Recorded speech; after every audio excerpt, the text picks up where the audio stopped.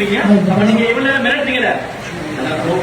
சும்மா இல்ல, நம்மள போய் ரவுடி சொல்லிட்டு சொன்னா உங்களுக்கு கோவம் வருதா? உங்க புருஷன் இது மாதிரி கரெக்டா இருந்தானா பேசுறாரு, கொஞ்சம் பொறுமையா எல்லாம் பேசுறதுக்கான நேரமா இடமா இது இல்ல. வருமானம் ஆகா நம்ம நினைச்ச மாதிரியே நிலவரம் கலவரமாயி பிரச்சனை பூதாகரமா வெடிக்க ஆரம்பிச்சுட்டு இதுதான் சரியான சந்தர்ப்பம்.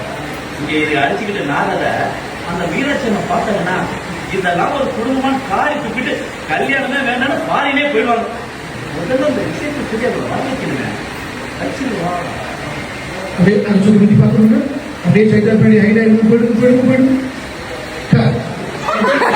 சன் டிவியில் டெலிகாஸ்ட் ஆகிக்கிட்டு வரக்கூடிய கயல் சீரியலோட ரீசெண்ட் எபிசோட்ல பாலு தன் அண்ணனோட பேச்சை கேட்டு ஆனந்தி கழுத்துல தாலியை கட்ட போக, அப்ப ஆனந்தி என்னால இது முடியாதுன்னு சொல்லி கத்திட்டு கோவிலை விட்டு ஓடி போக, இதை தூரத்துல இருந்து பாத்துக்கிட்டு இருந்த ஷாலினியும் பின்னாடியே போக, இதுல அந்த கோவிலுக்கு யதார்த்தமா கைலம் வந்திருக்காங்க. சோ கைலம் ஆனந்தி போறதை பார்த்துட்டு ஃபாலோ பண்ண ஷாலினி ஒரு பக்கம் ஆனந்தியை பிளாக் பண்ணி துருவி கேள்வி கேட்டுக்கிட்டு இருக்கும்போது ஆனந்தி கடுப்பாகி ஷாலினியை தள்ளிவிட கரெக்டா அப்பன்னு பார்த்து வண்டி ஒண்ணு வந்து இடிச்சிட்டு போயிட, இதுல ஷாலினி மண்டையில அடிபட்டு மயக்கத்துக்குள்ளாகிற.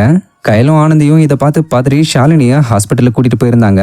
மேலும் ஷாலினிக்கு ட்ரீட்மெண்ட் போய்கிட்டு இருக்கும் போது கயல் ஆனந்தியோட ஃபேமிலி விஷயத்தை கேள்விப்பட்டு ஹாஸ்பிட்டலுக்கு வந்து ஆனந்தி தான் ஷாலினியோட இந்த நிலைமைக்கு காரணம்னு தெரிஞ்சதும் ஆனந்தியை போட்டு திட்டி தீர்த்திருந்தாங்க.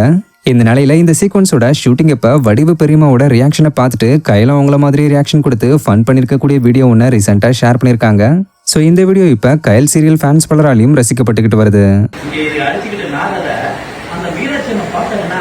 இதெல்லாம் ஒரு குடும்பமான காரி துப்பிட்டு கல்யாணமே வேண்டாம்னு பாரினே போயிடுவாங்க.